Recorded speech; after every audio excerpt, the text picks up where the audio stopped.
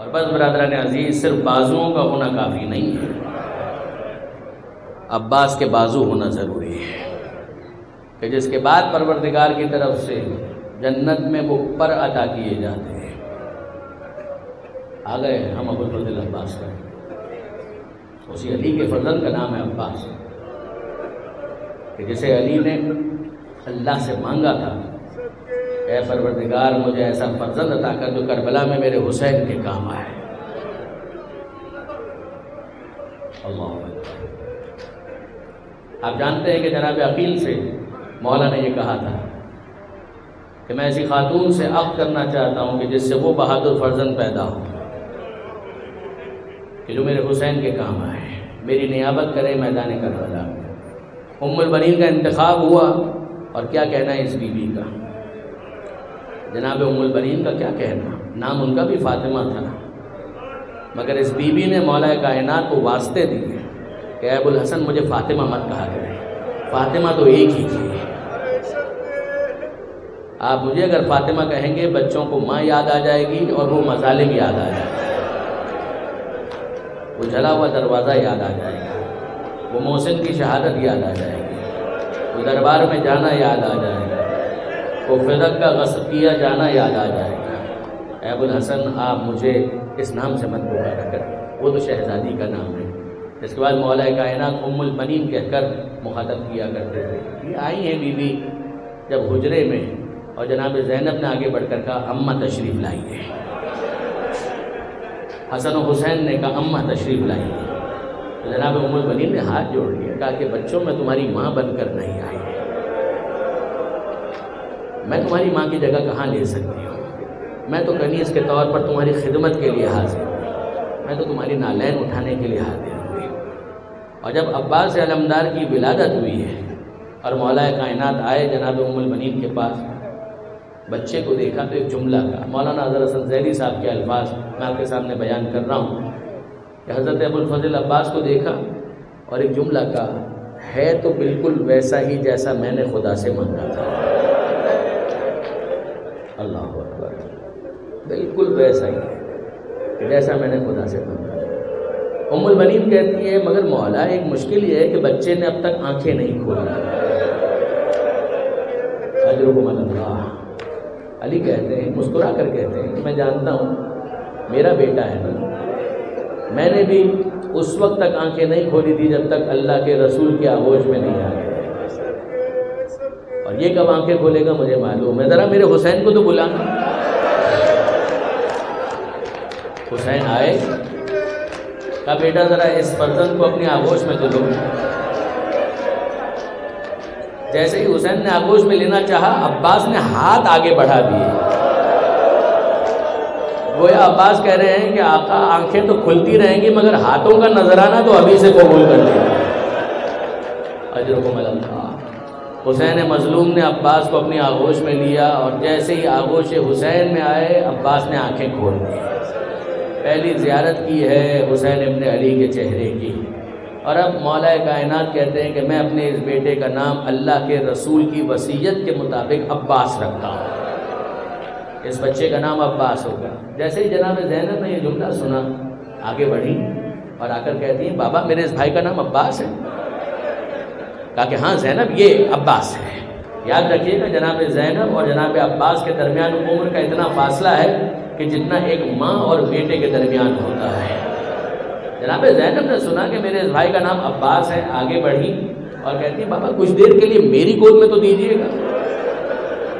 عباس آغوش زینب میں آئے، زینب نے اپنے لبوں کو عباس کے کانوں سے قریب کیا اور کچھ کہنے لگی۔ مولا کائنات کہتے ہیں اے زینب ابھی تو بھائی اس دنیا میں آیا ہے اور ابھی سے بھائی سے باتیں بھی شروع کر دی۔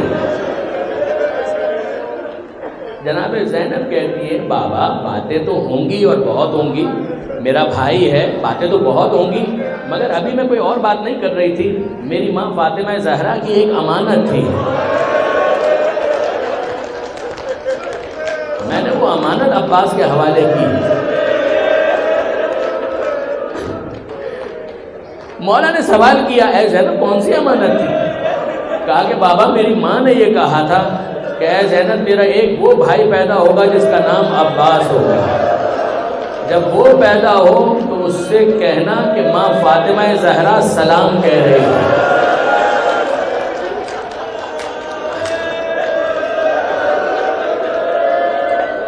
اجرکم اللہ،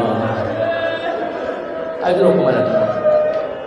ایک سے زیادہ روایتیں وہ ہیں کہ جس میں جناب سیدہ نے یہ جملہ کہا کہ عباس ام البنین کے رحم سے ہے مگر میرا بیٹا ہے، میرا بیٹا۔ آپ نے اندازہ کیا، یہ ہے حضرت ابوالفضل عباس اور یہ ہے علم بردار کربلا، کہ جیسے عاشور کے دن اس بات کی حسرت رہی کہ مجھے بھی اذن ملے اور میں مقتل میں جا کر تاج شہادت اپنے سر پر سجاؤں، مگر علم بردار کربلا ہے، حسین کے پاس آتے ہیں اور کہتے ہیں آقا مجھے مرنے کی اجازت ہے، اور حسین کا جواب ایک ہی ہے، عباس تم تو میرے لشکر کے علم بردار ہیں، تمہیں کیسے اذن دیا جائے؟ اگر تم میدان میں چلے گئے تو میرا لشکر بکھر کر رہ جائے گا۔ عباس کچھ نہیں کہتے۔ ایک مرتبہ اور دوپہر کے وقت آئے اور کہا آقا اب مجھے اجازت ہے، وہی جواب، اے عباس تم تو میرے لشکر کے علم بردار ہو۔ عصر عاشور سے کچھ پہلے عباس ہاتھوں کو جوڑ کر کہتے ہیں اے آقا اب مجھے اجازت ہے کہ میں میدان میں جا کر اپنی جان قربان کروں، اور حسین نے کہا عباس تم تو میرے لشکر کی علم بردار ہے۔ مقتل کا جملہ یہ ہے فَنَظَرَ يَمِينًا وَشِمَالًا، عباس نے دائیں دیکھا، عباس نے بائیں دیکھا اور کہا مگر آقا اب وہ لشکر کہاں رہا؟ آقا اب وہ لشکر کہاں رہا کہ جس کا میں علم بردار تھا؟ اے آقا میرے پیاسے سپاہی حوض کوثر کے پاس میرے منتظر ہیں، اے آقا مجھے اجازت دیجیے تاکہ میں بھی ان کے ساتھ ملحق ہو جاؤں۔ اے آقا اپنی گود کے پالے ہوئے سپاہیوں کے لاشیں اٹھا اٹھا کر اب عباس کا نفس تنگی کر رہا ہے، اے آقا اب تو میدان میں جانے کی اجازت دیجیے۔ حسین کی طرف سے اب بھی اذن نہ ملا اور اب عباس کو سفارش کی ضرورت ہے، اور وہ پیاری بھتیجی نظر آ گئی جس کا نام سکینہ ہے۔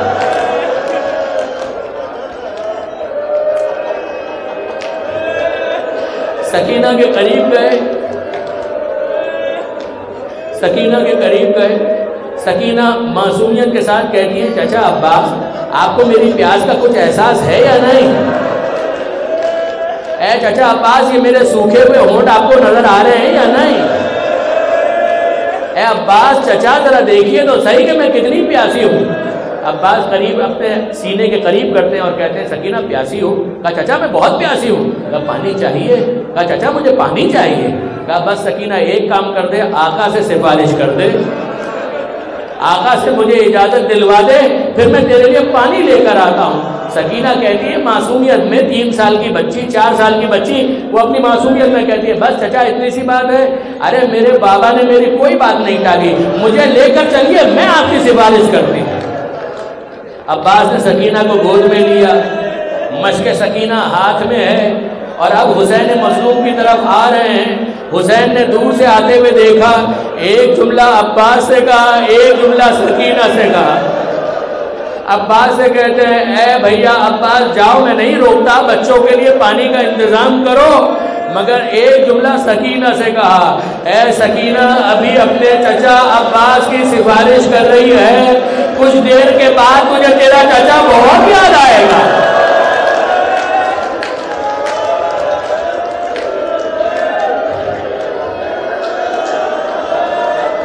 اے سکینہ کچھ دیر کے بعد تجھے تیرا چچا بہت یاد آئے گا۔ کب یاد آئے گا؟ جب تماچے لگیں گے چچا یاد آئے گا، جب تازیانے لگیں گے چچا یاد آئے گا، جب گوشوارے نوچے جائیں گے چچا یاد آئے گا، جب کوئی درے مارے گا چچا یاد آئے گا۔ اے میری لاڈلی سکینہ اس وقت تو واہ عباسا کہتی رہے گی، مگر کوئی مدد کے لیے نہیں آ پائے گا۔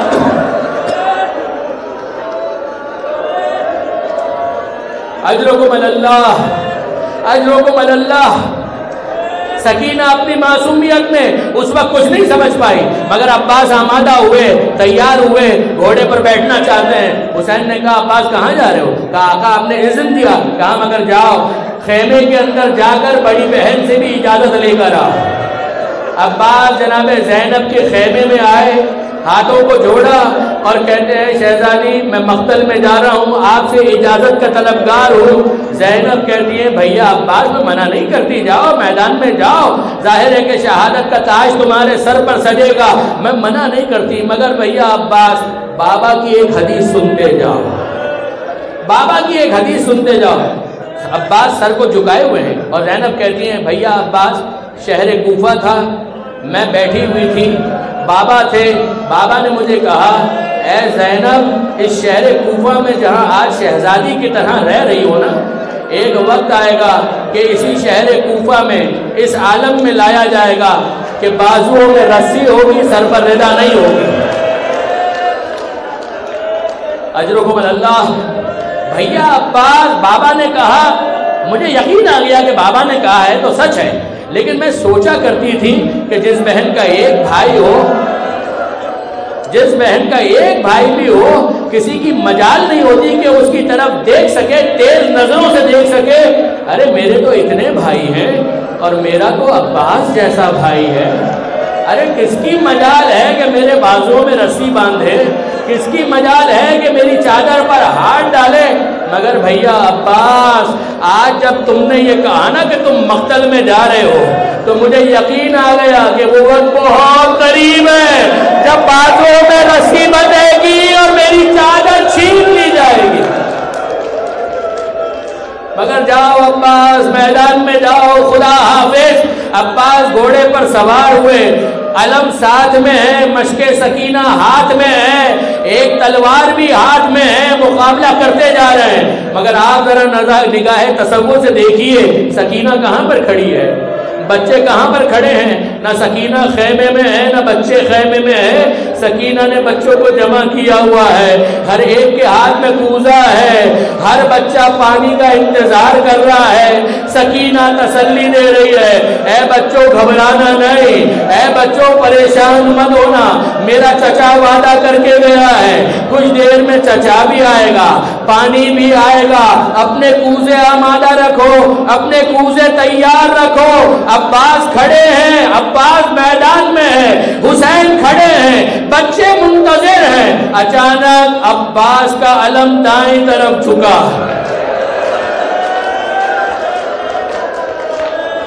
عباس کا علم دائیں طرف جھکا، دور سے عباس نظر نہیں آ رہے مگر علم نظر آ رہا ہے۔ عباس کا علم دائیں طرف جھکا مگر سنبھل گیا، جب علم سنبھلا بچوں کے دل سنبھل گئے، کچھ دیر کے بعد پھر عباس کا علم بائیں طرف جھکا، بچوں کے دل لرز گئے، مگر پھر عباس کا علم سنبھل گیا، بچوں کا دل سنبھل گیا، مگر ہرملہ کا تیر چلا، مشق سکینہ چھدی، پانی بہا، عباس گرے، عباس گھوڑے سے گرے، بچوں کے ہاتھوں